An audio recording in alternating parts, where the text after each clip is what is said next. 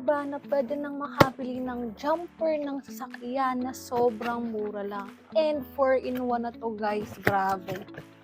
Look. So, ito yung bag na kasama niya. And then, open natin. Sharon. So, ito yung ating pinakang power bank. Pwede kayong mag-charge. Meron na siyang mga iba't ibang saksaan dito.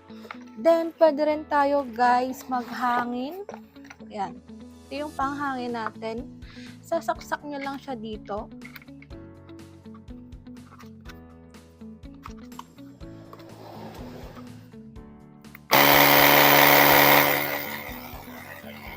Tayong iba't iba dito na pwede nyong pagpilian na gamitin na ilalagay nyo lang dito guys. And then, may kasama na rin siyang pangsaksak.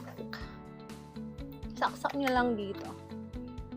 Pero syempre, pag gagamitin nyo, siguraduhin nyo na i-on nyo to.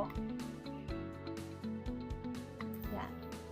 Pag nakita nyo na ganyan na, ibig sabihin buhay na and nasa inyo na kung anong mode or kung paano siya i-control, kung gaano kalakas and gaano kahina guys. And syempre, yung pinaka-main na reason natin bakit tayo bumili ito is para kapag namatay yung sasakyan natin, ayaw mabuhay, na-discarga yung battery, ma-charge natin through this. So, may kasama na siyang clamp guys, itong red and black natin. And then, para magamit nyo siya, isasaksak nyo lang siya dito. Open nyo lang yan. Ayan, ganito siya guys. And may isa pa. Meron na rin tong light guys. Ayan, ito. Open nyo lang. And, yan.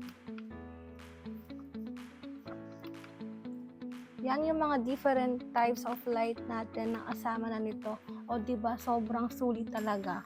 Kaya kung naghahanap kayo ng car jumper na sobrang mura, tapos ang dami na talagang use, ito na yun guys, go!